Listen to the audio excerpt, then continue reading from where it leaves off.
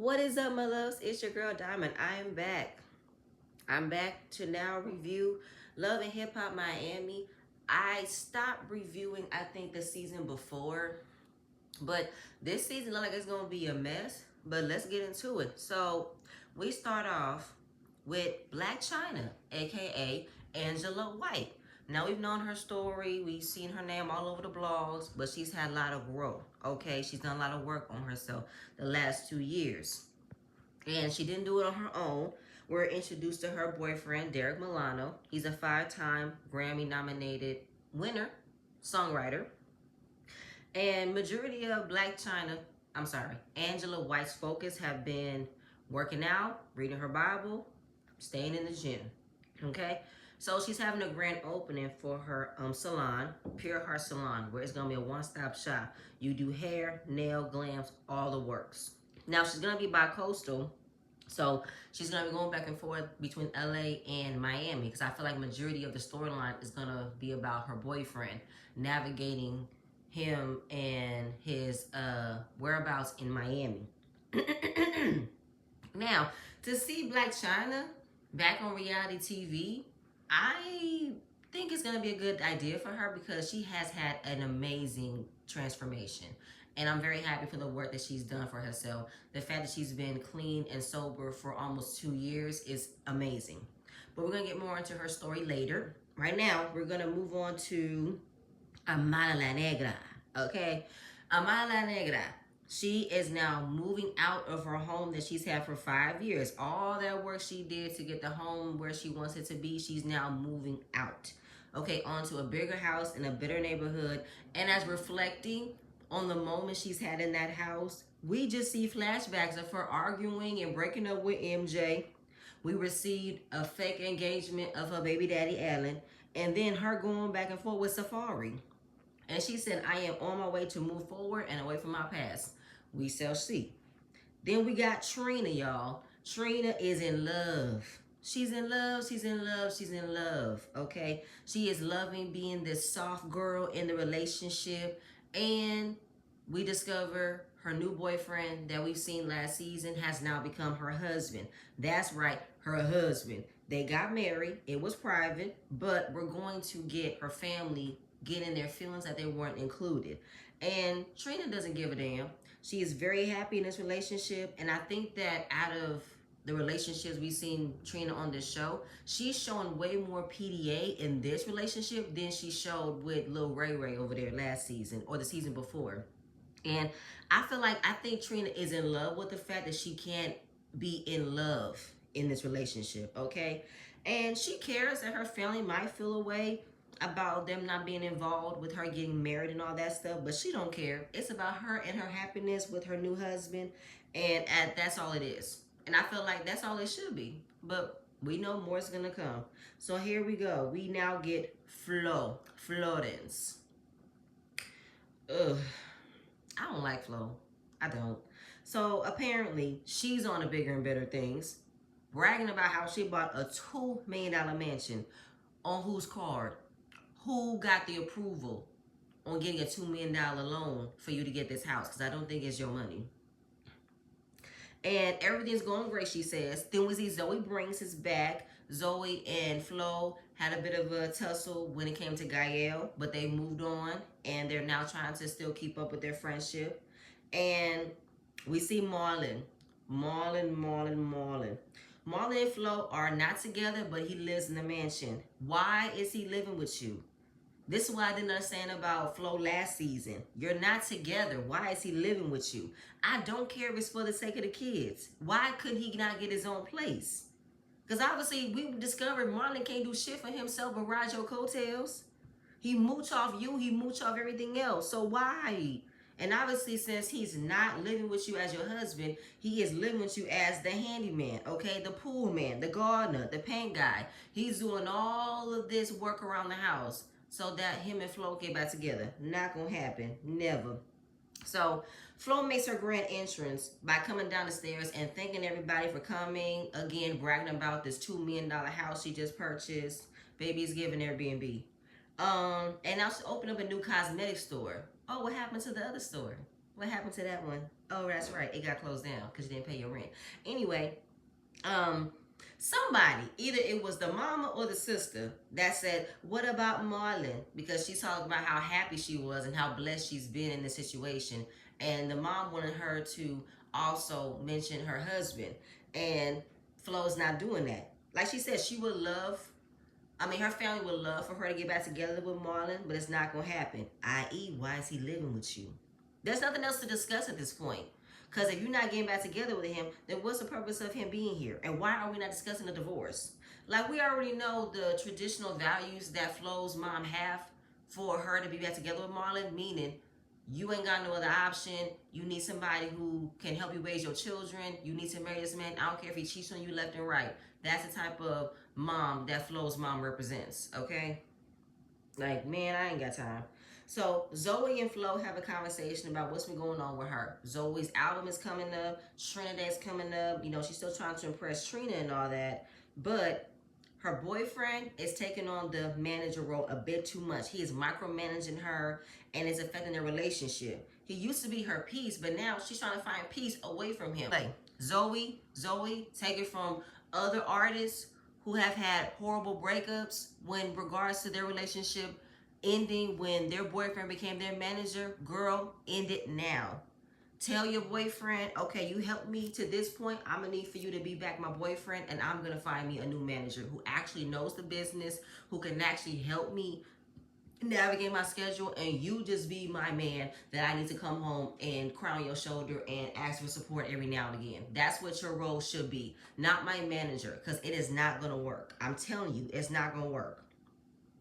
Then we see Zoe's boyfriend and Marlon have a conversation outside, and I don't know what bullshit Marlon was spewing out, because Marlon is trying to make it seem as if when these women get success in their heads, when they think they're better, they forget how they got there, okay? They end up changing from the woman you were with before they reached their success. And I'm like, Marlon, please.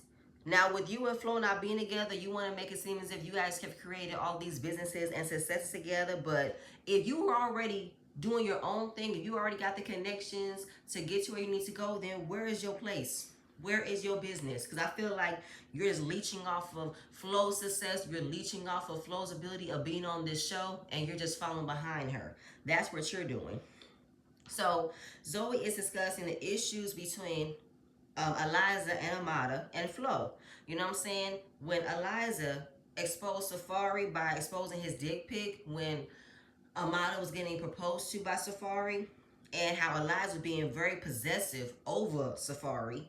And that was cold. That was very cold and wrong for what Eliza did to Amada. It was. But my thing is, Flo, you a bit delusional to make it seem as if now, even though Eliza did something way worse, you think that Amada did anything worse to you at your launch party? Girl, all she did was ask you if you needed some money, because apparently you were 3 months behind on your rent, ma'am. You had bounty hunters put a file notice on your door. And it was revealed that your ex Claudia, who paid for your rent, who paid for your building to be back up and running, she revealed that she was the one who helped pay your rent. And you mad at Amada for asking you if you needed some help? Oh, okay. Well, they're not friends, and she'll know her like that, and blah, blah, blah. I feel like this is where Flo gets on my damn nerves, because Flo always acts like she's a victim whenever she acts like she don't do shit to other people. Girl, let's not. You and your sister are a dynamic duo. Y'all always go back and forth and start finding information about other people and exposing them. Let's not, okay? You getting embarrassed that Amada caught you in a space where you were vulnerable, you were embarrassed, you were ashamed, and she just asked you if you needed some help and you couldn't handle it and put out your frustrations on her. I can't stand Flo. Delusional. And we're going to move on. So now we get Trick Daddy. Trick Daddy, he received an invite from the mayor to perform from a live audience, like a live orchestra. And that's an amazing opportunity.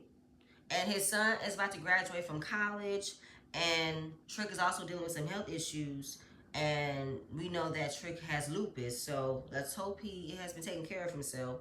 And he just feels like everything else is going great. He's focusing on what matters the most. I'm very happy that Trick stuck to his guns to push his son to go to college so he can have a degree and also still support him if his son still wants to pursue a career in music. Just make sure you have a fallback plan, which means you having a college degree that if you pursue music doesn't take off the way you expect it to, you can have something else to fall back on. Very proud of Trey. What else? So Trina arrives late as usual. This is the thing with Trina. It has been since season 1. She always arrives late. Nothing has ever changed from that point. She's upset. She's frustrated because the whole day has been a mess. Everything has been disorganized. Nothing's going around, right? Trick was already annoyed because how late she was. Trina never made sound check or rehearsal. And her outfit wasn't proper. She came in some type of beaded, glittered sheet, knowing how Trina's thick as hell. And she had this barely beaded sheet that covered up anything around her whole body, and it was a hole in it, so it was already exposing her. And I feel like y'all always make it a problem when it comes to Trina being late. I always say, can y'all always make sure she comes at least an hour and a half before? Like, give her an early time since you know she's gonna be late. That way, by the time she's supposed to be there, she's already here. She's already past the time you knew she wouldn't be here for. But knowing that, ready to go outside, gotta do a quick wardrobe fix because her outfit is all ripped and there's holes missing, and Trina didn't have a backup outfit, which I don't know why. But in the midst of fixing her outfit, she is all lovey-dovey with her man. I mean, she is kissing him every 5 minutes, tonguing him down. And it's like, as much as I love Trina being in this love bubble, but girl, wake up. We got a show to do, okay? You already knew this. You have been an artist for over 20 years. You know how this works. Now that you're in a relationship you're happy in, I can't say you shouldn't be, but we got work to do. Girl, snap back. He will be backstage ready for you, all right? Now, Trina don't like being told what to do. Now, if she's not comfortable, she's not going to do it. Either way, I ain't got time. Trick is fed up, which he should be, because he's been dealing with this shit from Trina for the last couple of years. Yeah, I mean, she pulled out of the 50 Years of Hip Hop concert. And then after the Rock Music Fest, her boyfriend got into it with one of Trick's boys.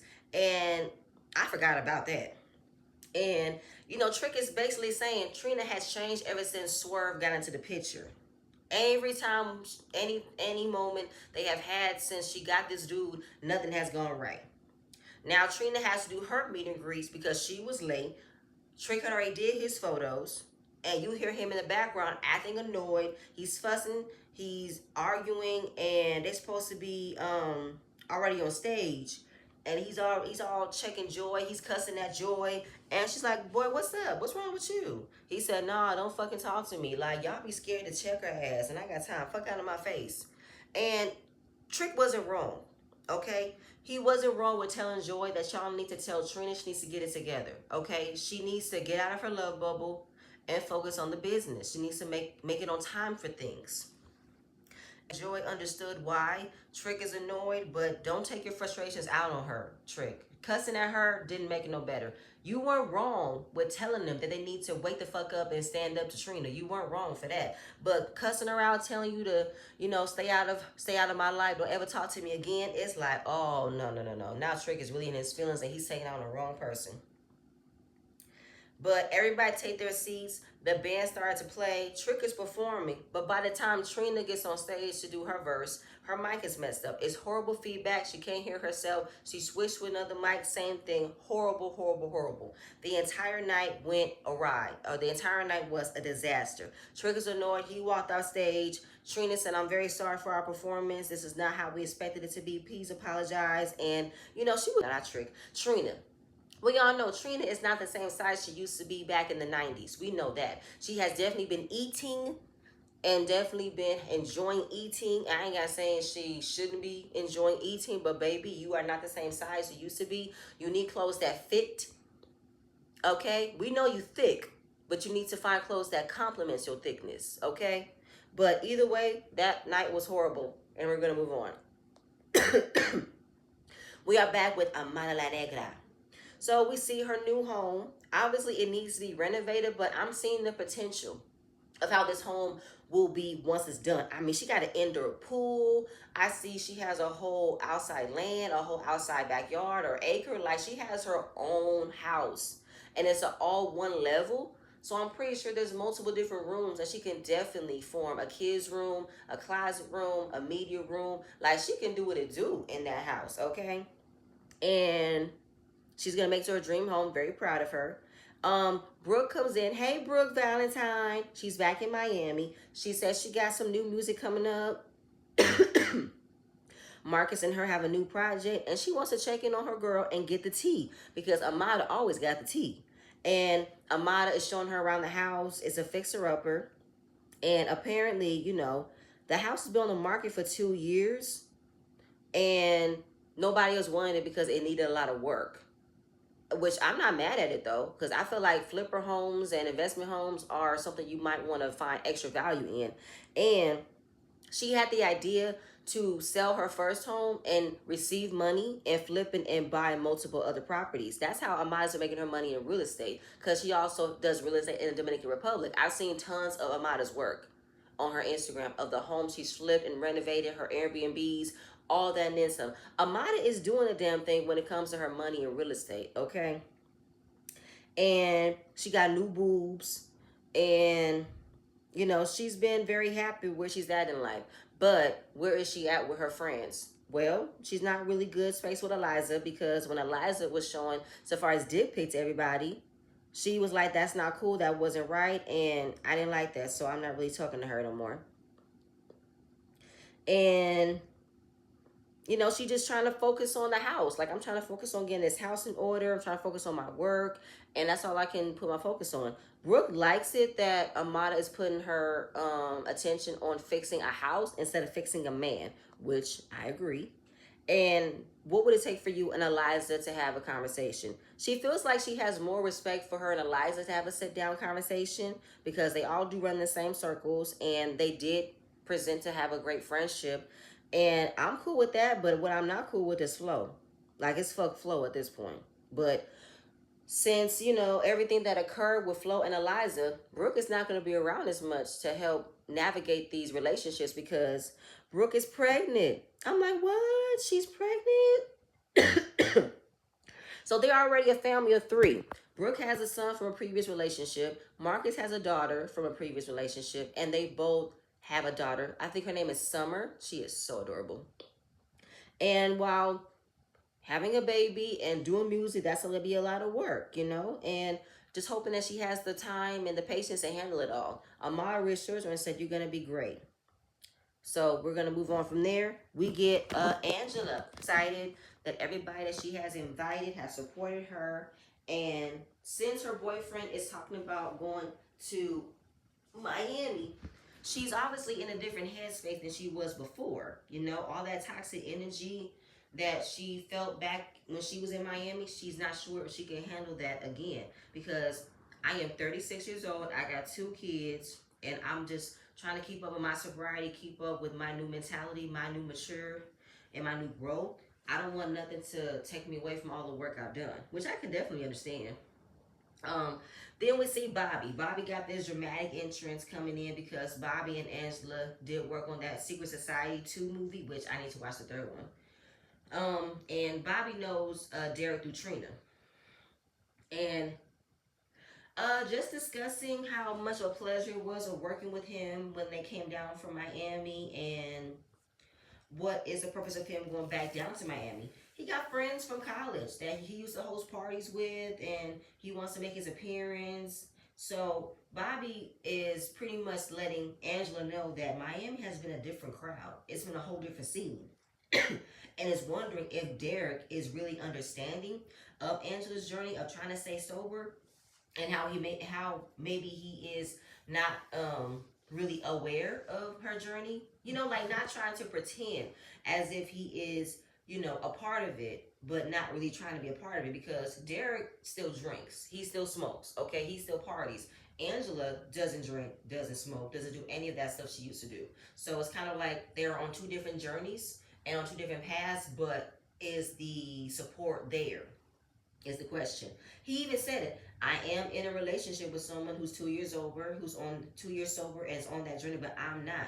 I'm on that journey where I still want to have fun. I still want to, enjoy myself, but maybe it's a test to see how much fun he has that could impact on Angela's journey, Because I understand, and I ain't stopping you from enjoying yourself and having a good time. Just don't let it affect me, knowing how much work I've done on myself. I think that's the test. So she catches up with Bobby, and he sees her transformation and is very proud of her because Angela did a complete 360. She removed her fillers in her face and getting the hype of having all of these surgeries in her lips and cheeks and all that. She said, we didn't need that because Angela was very beautiful before she had anything done to her face. And Bobby is talking about, I might want to do that myself. And I said, you should, Bobby. You absolutely should. I wished you should have never touched your face. I wish you never gotten those horse teeth because Bobby, you were a cute boy when you came on the scene. You getting the lip injections and the cheeks and all that stuff. It changed your whole face in my opinion. But yeah, you should definitely work on getting your fillers dissolved from your lips and your cheeks. You definitely should. Um, but again, just like he was concerned about it before, that Miami has been a whole different scene, but she is going to be bi-coastal. It's going to be a change because she used to be a stripper. That was a part of her life 12 years ago, but now she's different. She's grown. You know what I'm saying? But wanting her to be aware and be mindful that a lot has happened in Miami. And I was a whole different person before I became this one. I gravitated towards the toxic crowd. I gravitated to those types of people. And now that I'm back to being Angela, I'm going to be very cautious of how I present myself to be around people and who I want people to be around me. So I'm focusing that. I'm very happy. I'm very, very happy. Moving on. So it was a quick scene. We discovered that Trick is now headed to the hospital. He had to have emergency surgery. So we're going to see more about that later. It's now Trina Day. We see carnival dancers. It's given. It's hot as hell outside. We see Bobby and Joy and Hot Topic talk about receiving a call about Trick being in the hospital. Now, of course, Joy didn't know how to take this because just a couple of days ago, you told me to stay the fuck out of your life and never talk to you again and about to have emergency surgery. And knowing that Joy has still been a part of Trick's emergency contact list, she would instantly jump to his side if anything was to happen to him because of their relationship. But the way that he cussed at her, she said, I'm not going to jump to your side what you said to me, but I am going to be praying for you that hopefully everything will be all right and when you leave for the hospital. We see Zoe performs, and again, still in the process of impressing Trina, and her family is there. And she's performing in front of her family for the first time, and her boyfriend being up under her to get everything better, to get everything handled, wasn't making it no better. But when she got the crowd going, I was excited. I'm loving the confidence that Zoe has continuously showed because of her body type, because she was told that she wouldn't be a rap artist. People wouldn't think that she can represent the type of rap artist because of her body type and her being a female, all this and that and third. Oh, I love it. I love it. I love it. So now we're underneath the tent where Trina is with her husband and her friend is loving this new relationship that she's in. And in the confessional, the producers asked Trina, "Are you going to tell your family about your marriage?" She said, "I will tell them when I'm ready to tell them, and today is not the right time to tell them." So Bobby and Hot Topic are pretty much feeling left out because Trina has been so much in love with her new husband. She's been in love in this relationship. And I'm like half and half. I'm like, why are y'all acting so possessive over having Trina's attention all the time? Like, why can't Trina be happy? You know what I'm saying? Why? But then Bobby talks about he received information from somebody who got dirt on Swerve. A whole 5-page paragraph to describe this man as a narcissist. He's a gaslighter. He takes advantage of women, and he has a child that he don't take care of. And he stalked Trina at a hot dog stand in order to get to know her, in order to date her, and just say he's an opportunist. Bobby's not sure if the information he received is factual, but if he's worried that this could be truthful, he don't want her to be involved in something that can eventually hurt her. But now, why all of a sudden this information just happened to appear? Now, Swerve could be somebody with questionable motives. Absolutely, he could be. And just weighing out the pros and cons, because I feel like no matter what you tell Trina, she is going to be upset about it because she's going to be, why are you trying to rain on my parade and why can't you allow me to be happy? Or Trina just don't give a damn. It could be one or the other, okay? And Hot Topic, she's getting way too hyped and way too annoyed about wanting Bobby to expose it because she pretty much telling him, if you're not going to expose it, I will. But what's your beef with her? Like, I mean, not her, but what's your beef with trying to reveal all of these negative information about Swerve so much? Like, why? Why? Even if there's a possibility, though, why? That's all I'm gonna say is why. Okay? But moving on from there, we get to Amada, Eliza, and Flo. She's taking Brooke's advice to have a conversation with Eliza and Flo regarding that she's not with Safari anymore. And Eliza getting a call from Amada to have a conversation surprised everything because she wasn't mad at Amada for inviting Shay. You know what I'm saying? She wasn't mad because she understood it. It was, you know, the way things ended with her about Safari. She didn't like it. And since Eliza is in this new space in life, she's now a grandma. You know, her daughter from last season was pregnant, but she ended up delivering her daughter early, so she had the baby premature, and her baby is now in the NICU. And they're monitored very closely, but getting good news, and she's getting better every day.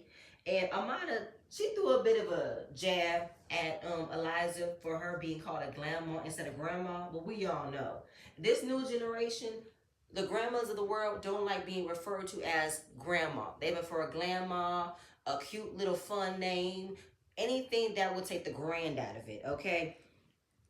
But, you know, it was just refreshing to see them. They didn't hug at first, but they haven't spoken in a while. Amada feel like it's better to confront the situation instead of running from it. And I don't like being called a hypocrite because I do act in that way sometimes. But before she can finish her statement with Eliza, Flo walks in, and I don't know what Flo was wearing. I feel like Flo was wearing a cutout piece of what a blazer suit was supposed to be. Her titties was wrapped in a bow. She wore this Spanx bodysuit panty type thing and the open suit blazer. It was just not flattering, okay? Because Flo, you thick as hell, no doubt, but you don't have to expose every part of your body. It's not cute. Before they can even like have a conversation, Flo already had an attitude, okay? And they both were telling Amada they didn't know about the engagement, but they were aware of the fact that she was still figuring things out with Safari, okay? And telling Eliza, you knew I was with him, and you decided to show his date to everybody. That wasn't cool. You got Flo in the background giving her 2 cents in. Eliza don't want to hear it and say, it's not your turn. But Eliza, she spoke about, I wanted to expose the type of person he was, okay? That's what I did. And Amada was like, okay, if you wanted to expose the way he was, you could have shown me in private. You didn't have to expose him like that in front of me and make me feel embarrassed. Because we all know that Safari and Amada have a history. We know that. We've seen them in videos. We've seen them on a couple of Love and Hip Hop shows. I think the Family Reunion, we've seen them. Amada and Safari do have a genuine friendship. They just don't match in a relationship. Hell, I think that out of all the women that Safari has been with, Amada is the one he definitely shows a lot of love and respect for. But he knows he cannot be with her the way that she deserves to be loved. He knows that. So at the end of the day, Safari and Amada are cool. I feel like Flo, you knew that she was with Safari too, the way you threw yourself at him at the studio. But then said by the time that you found out that they were engaged, you backed off. Okay, sure. But at the same time, it wasn't that you need your permission. As a woman, you might want to back off when a man is taken. But I feel like, Flo, you don't back off when a man is taken. Back at Amada that she's having all this energy and all these issues now because of Gael fucking her baby daddy. Let's not forget, when y'all was in the DR, both you and Gael was throwing yourselves at Alan. And Alan was willing to be a part of that because he wanted to stick it to Amada as well. And she didn't give a fuck. That's what it was. Alan was definitely being petty and trying to get a rise out of Amada. And Amada wasn't having it. She didn't fall for it, okay? Okay, so you trying to go for my baby daddy. Let me tell you about your husband. Your husband is trying to be flirting with me on the low. Now all of a sudden Flo don't believe it. How come it's so far-fetched to not believe that Marlon was trying to flirt with Amada? Girl. And then there were footage of him trying to have her dance, trying to see that body in her dress. Like, it is not far-fetched for Marlon to be flirting with Amada to see what's up with her. Girl, do we not remember how you and your husband were presenting on this show? Your husband ate out Gael's friend at your restaurant. Your husband also had sex with your sister. And your sister had sex with Claudia. Like all of y'all are entwined with having sex with one another. So Flo, you can miss me, but you feeling like there is no way in hell that Marlon would ever try to get with Amada. You have got to delusional. Okay, so delusional. Like girl, bye. And then the first thing that comes out of Flo's mouth is how insecure and jealous Amada is. Girl, what am I jealous of? Which part am I jealous? I swear that is a woman's go-to when you know the type of man you've been with and to know what type of woman he prefers. You want to say she's jealous? What does Amada got to be jealous of? I'm sorry. What does she have to be jealous of? Let's keep it a buck. Which part, ma'am? Because I feel like, what are you trying to say? Now she's talking about how Amada hasn't had any relevant music. And she said, well, it's kind of hard to talk about how great a relevant artist is if you're broker than me, which she ate her with that. Oh, I'm broke, but I just purchased a $2 million home. I was with Amada when she said, only broke people have to outwardly brag about how much they purchased a home. You ain't got to. And Amada has never drop any amount of money that she's ever spent on anything. She's never did. And she was looking so classy and such a lady in this situation with Flo because it is giving broke Flo. Who brags about buying a $2 million home? Nobody brags about that shit. That's weak as fuck. I'm like, get the fuck out of here. I don't brag about top. And it was just all a mess at that point. Flo got up from the table and said a whole bunch of bullshit. And then she even threw out there that Amada got involved with a married man. She said, yes, he was married. And so what? Next. Like, you cannot clock Amada's whole miles, Amada's pussy miles as if your shit can get clocked too, Flo. Like, at the end of the day, Amada is on that I don't give a fuck. I'm on that I don't give a fuck energy, okay? Because, girl, please, I don't see how you can still be cool with your sister when she fucks your husband. That makes absolutely no sense in my book. All right? So this conversation is going nowhere. All right? Flo's on some bullshit, talking about get the fuck out of my face, girl, goodbye, and good night. Your titties and your ass are out. What are you representing? What is this? Eliza was a bit struggling in trying to throw out a dig at Flo, saying she needs to have Ozempic, lame. And it's just like a whole bunch of mess. And then she walked up to Amada and tossed a drink. Well, actually, I don't think she tossed it. I think she poured it on Amada, and Amada got up and hit her. I think she connected. I swear, I had to rewind it like 5 times. I honestly think that the hit that Amada got to Flo, she connected. I swear to God, it was either she got it with a purse or a punch, but it connected to Flo's face. I was like, damn. And like I said, you want to talk, you want to throw jazz, girl? You want to talk about my baby daddy? Let's talk about yours. Okay, go ahead and goodbye. You want to be the star of the show? Let me show you how to be the star of the show. Go ahead and good night and goodbye. Flo gets escorted out. And then Eliza and Amada just continue their conversation as if nothing has happened. Okay? They got the trash out. Like, they had a cool, calm, collected conversation right after Flo left and said, girl, we good. Okay? No, end of the day, me and you, we have a different type of friendship than me and Flo had, and it don't, bitch, we good, we fine. Okay? It's good, it's good. Eliza pretty much accepts full accountability for her actions. Okay? She knew she was 100% in the wrong for what she did. And Amada said, girl, we fine, we cool. I accept your apology, and I hope you accept my reaction in regards to that. And it was a ending scene with Angela packing for Miami, and her telling her boyfriend about hearing Bobby talk about how crazy Miami has been. It kind of hit a nerve because she's worried. You know what I'm saying? My life is set up here. You know what I'm saying? I got the studio, I got my gym, I got my business, I have a set schedule with my children's fathers, and now I'm going to have to rearrange that because I'm going to be going back and forth to Miami. And it's going to be a different feeling, to be a different environment, and Derek has had time, you know what I'm saying, spent in Miami. You know what I'm saying? How old was he when he was in Miami? He was 18 and 26. And him reminiscing on, you know, moments where he was trying to make a name for himself in the industry. He did party promotions, and he just missed those days. Those were the best days of his life. But when it comes to him going out hosting one of the parties, she said, well, when it comes to my mind, drinking and the girls in this party, they be looking to fight. They be looking to make a name for themselves, and I'm not on that time. And you know, it was all about strippers, strip clubs, and making sure you had your own back. You know what I'm saying? You didn't have any friends looking out for you. And not sure if she wants to go back in that environment because she's trying to manage her energy, manage having better energy around her.